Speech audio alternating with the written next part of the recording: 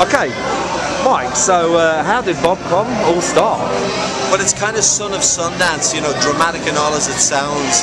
I was about 10 years or so working with Robert Redford, and he was doing his big Sundance Institute thing, which was about giving power to filmmakers, apart from the kind of established industry.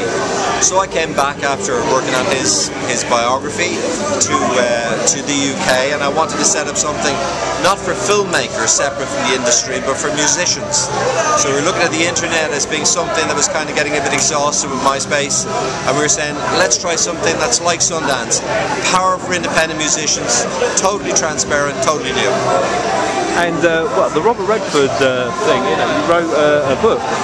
Yeah, well, it's essentially his memoirs, his life story in terms of it's his diaries, his journals. So I was kind of, you know, good friends and inside the kind of, if you like, the system there for a couple of years to see how it worked.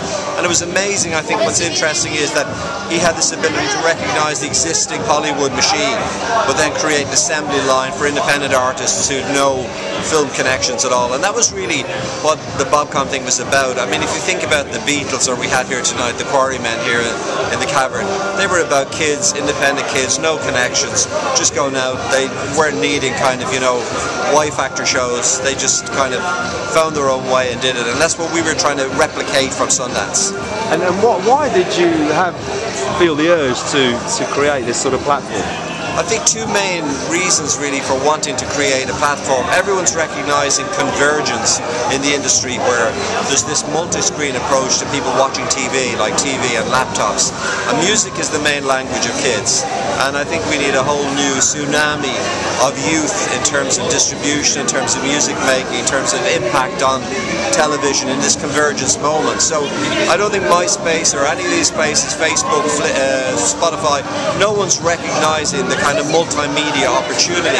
And this is an opportunity, I think, that shifts the power away from what's existing in position there, the kind of the age-old cobwebby institutions, and puts it back in the hands of the kind of people who were here in the Cavern 50 years ago.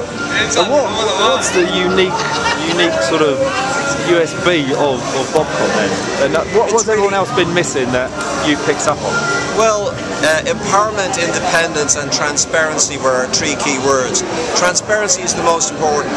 I mean, we're seeing what's happening with news corporations today and all that kind of stuff. We're in the age of WikiLeaks and investigative journalism and Google Analytics.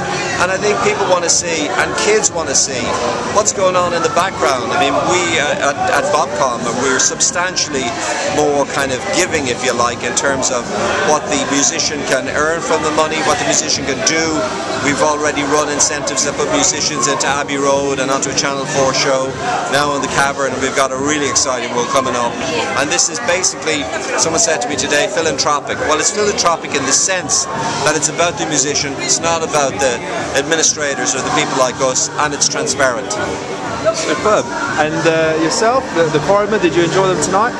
Well, it's amazing. I remember my mother telling me, God love her, she was a kind of Quarrymen and early Beatles fan, and that would have been my introduction as a kid, as a preteen kid to the Beatles, was my mum saying. So I wish she could have been here tonight. She's passed away, unfortunately, not too long ago, but it's a magical moment. They're just great kind of troopers and stayers. And I think one of the things about any career is, and Redford says this all the time about his career, is that the key is talent, but the talent has to be backed up by ferocious tenacity, and the Quarrymen are an example of guys that just don't stop. And a little bit of advice for upcoming bands, artists? Well, winning is all that matters, and don't stop. I mean, that's, you know, if I learned anything from being in that Hollywood mill and researching such a big book over that length of time, I learned that virtually the standard commodity there in the people, the Tom Hankses and the Robert Redfords and the Beach Boys and all these people, the Quarrymen, it's about not giving up. I think everyone, you have a dream is concrete, you stick with it. Well, it's been a pleasure to talk to you, and I think you've arranged a massive, fantastic event tonight, and Bobcom itself is a great platform. I've only heard very good things, and long may it last. Real honour to have you here, so thanks a lot, appreciate it. Thank you very much.